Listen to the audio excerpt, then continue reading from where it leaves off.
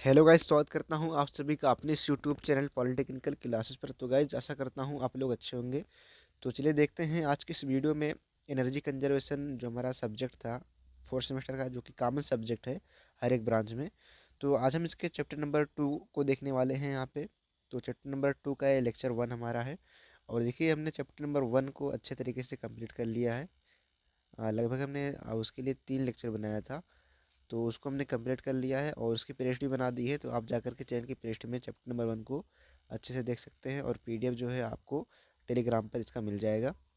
और देखिए, यहाँ पे हम देखने वाले हैं एनर्जी कंजर्वेशन का चैप्टर नंबर 2, जिसका नाम है एनर्जी कंजर्वेशन। और यहाँ पे देखिए एसी एक्ट 2001, यानी कि एनर्जी कंजर्वेशन एक्ट 2001।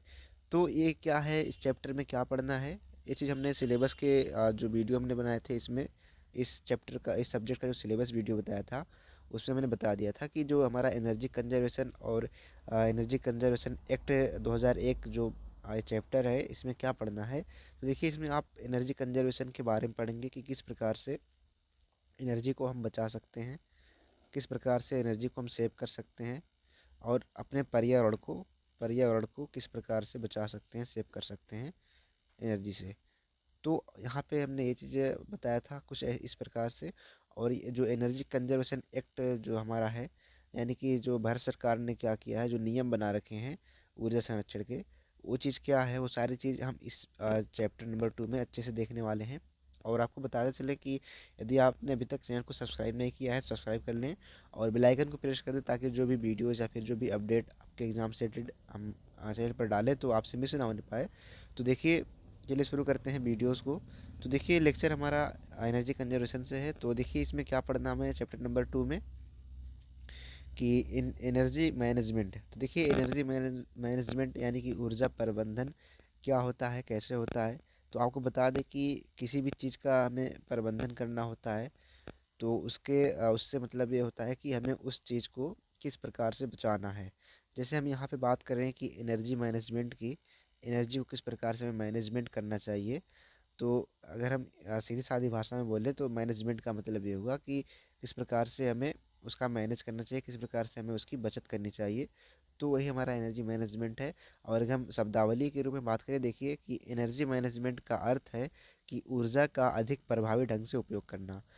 अधिक प्रभावी ढंग से उपयोग करने का तात्पर्य क्या हुआ दोस्तों। देखिए, अधिक प्रभावी ढंग से उपयोग करने का मतलब यहाँ पे ये हुआ कि जो हमारी ऊर्जा है, अगर हम मान लेते हैं यहाँ पे बिजली की बात कर लें, जनरली अगर हम बिजली की बात करें, तो देखिए बिजली क्या होती है कि हम क्या करते हैं घरों वरों में, कि यदि हमने घर से बाहर गए, अगर हम मान लीजिए हम अपने घर से बाहर कहीं जाते हैं, तो क्या करते हैं, बल्ब को ऑन कर देते हैं, पंखे को खुला छोड़ देते हैं, उसको भी ऑन करके छोड़ देते हैं। तो ये चीज़ क्या है, ये हमारी जो एनर्जी है उसका क्या हो रहा है, दोहन हो रहा है, यानी कि एनर्जी का खपत हो रहा है यहाँ पे। और बहुत लोग क्या करते हैं कि हमने बिजली दिया है, हम पैसा दे रहे हैं, तो हम क्या करेंगे, बिजली का यूज करेंगे। देखिए, ऐसा नहीं है। जब तक आप जो है नहीं सोचेंगे, तब तक जो है एनर्जी का जो है यहाँ पे मैनेजमेंट नहीं हो पाएगा, एनर्जी का बचत नहीं हो पाएगा। क्योंकि देखिए, वो जो एनर्जी है, बिजली जो है आप ही यूज करने वाले हैं, कोई दूसरा नहीं यूज करेगा।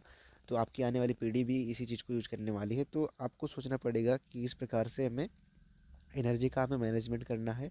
तो अधिक प्रभावी का मतलब ये हुआ कि हमें किस प्रकार से जो है यहाँ पे जो हमारी ऊर्जा है उसका हमें कम से कम जो है यूज करना चाहिए। जैसे कि अगर पंखा और बल्ब ऑन है तो उसको बंद कर दीजिए, या फिर और कोई ऐसी चीज़ें हैं तो उसको भी आप कम से कम करिए, ताकि जो है एनर्जी और जो हमारा पर्यावरण है वो हमारा सेफ रहे। और देखिए, यहाँ पे लिखा भी गया है कि घरों में ऊर्जा बचत के लिए इस शब्द का प्रयोग किया जाता है। जो हमारा ये शब्द है, अधिक प्रभावी ढंग से उपयोग करना, वो हम घरों में देखिए करते हैं। जैसे कि हमने एग्जाम्पल के रूप में आपको बताया कि पंखा और बिजली ऑन हो जाता है, और चीज़ें ऑन रहती हैं अगर हम घर से बाहर जाते हैं। तो वो चीज़ क्या है कि अधिक प्रभावी ढंग से हमें उपयोग करना चाहिए, मतलब अच्छे से सोचना चाहिए कि हाँ, अगर ये चीज़ हम यूज़ कर रहे हैं तो इसका मतलब ये नहीं कि हमने पैसा दे दिया तो अब उसको यूज़ करते रहेंगे, ऐसा नहीं है। आपको, आपका ही चीज़ है, आप ही यूज़ करेंगे तो उसको आपको ही समझना पड़ेगा। तो देखिए, आशा करते हैं एनर्जी मैनेजमेंट आपको समझ में आ गया होगा कि एनर्जी मैनेजमेंट क्या होता है। और देखिए, यहाँ पे जो हमारे उद्योग क्षेत्र होते हैं, इंडस्ट्री होती है, उसमें भी कुछ क्या होते हैं, इस शब्द का यूज किया जाता है। जो एनर्जी मैनेजमेंट है, इस शब्द का यूज हम करते हैं कि अधिक प्रभावी ढंग से उसमें भी हम क्या करते हैं, ऊर्जा का उपयोग करते हैं। तो आशा करते हैं एनर्जी मैनेजमेंट आपको समझ में आ गया होगा। और इसलिए देखते हैं कि ऊर्जा प्रबंधन के लक्ष्य क्या क्या हैं। तो देखिए ऊर्जा प्रबंधन के क्या क्या लक्ष्य हैं आपको बताते चलें, जो उद्देश्य है, एम है, क्या क्या है।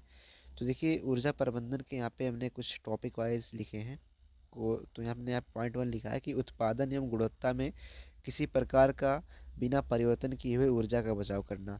तो देखिए उत्पादन एवं गुणवत्ता में किसी प्रकार का बिना परिवर्तन किए हुए ऊर्जा में बचाव करना। मान लीजिए हमारा कोई पदार्थ है, अगर वो हम उत्पादन उसका कर रहे हैं, है ना दोस्तों, और उसका क्या है, उसके जो गुण है उसके, उस पदार्थ का, उसमें हम कुछ चेंज ना करें, उसमें क्या करें, हम कोई परिवर्तन ना करें, और क्या कर लें, हम अपनी ऊर्जा का बचाव कर लें। तो यही हमारा क्या है, ऊर्जा प्रबंधन का पहला लक्ष्य है कि उत्पादन एवं गुणवत्ता में किसी भी प्रकार का बिना परिवर्तन किए हुए ऊर्जा का बचाव करना। तो हमारा पहला जो सिद्धांत, इसका जो लक्ष्य हुआ, पहला ये हुआ। और अगर हम दूसरे लक्ष्य की बात करें तो पर्यावरण के प्रभाव को न्यूनतम करना। अब देखिए यहाँ पे ये चीज़ बहुत ज़रूरी हो जाएगी कि यदि आपने कोई उत्पादन किया किसी चीज़ का, है ना, तो आपको क्या करना है कि पर्यावरण को भी देखना है कि पर्यावरण पर क्या प्रभाव पड़ रहा है। नहीं तो आप ये चीज़ करके, किसी चीज़ का उत्पादन करके आप क्या हासिल कर लेंगे जब आपका पर्यावरण ही सेफ नहीं रहेगा। तो इसीलिए पर्यावरण के प्रभाव को भी न्यूनतम करना बहुत ज़रूरी है। तो पर्यावरण के प्रभाव से भी हमें बचाना चाहिए चीज़ों को। तो यहाँ पे पॉइंट 2 भी आपके लिए काफ़ी इंपॉर्टेंट है। और देखिए पॉइंट 3 क्या लिखा गया है कि आउटपुट एनर्जी पर यूनिट की आवश्यकता को कम करना। अब इसका मतलब क्या हुआ कि आउटपुट एनर्जी पर यूनिट की आवश्यकता को कम करना। तो देखिए आउटपुट एनर्जी जो होती है पर यूनिट, अगर हम मान लें, तो उसकी आवश्यकता को हमें कम से कम करना चाहिए। जैसे कि हमने बताया था कि अगर आप घर से बाहर जाते हैं तो फिर क्या करना है आपको, अपने जो है बल्ब को नहीं ऑन रखना है, और क्या करना है, पंखे को भी नहीं चालू रखना। क्या करना है आपको, ज़्यादा से ज़्यादा जब आप काम कर रहे हो या फिर कुछ और चीज़ें कर रहे हैं तब आप इन चीज़ों का यूज़ कीजिए, अन्यथा क्या करिए, जो है ऑफ ही रखिए तो ज़्यादा ही बेहतर रहेगा। तो इस माध्यम से हम क्या कर सकते हैं, एनर्जी को क्या कर सकते हैं, सेव कर सकते हैं। जो कि ये कुछ जो हमारा मैनेजमेंट सिस्टम है उसके अंतर्गत जो हमारे एम है, वो तीसरा पॉइंट आता है कि आउटपुट एनर्जी पर यूनिट की आवश्यकता को कम करना। तो हमें कम करना चाहिए। और देखिए सभी प्रकार के पावर प्लांट से उपलब्ध ऊर्जा का सर्वोत्तम उपयोग।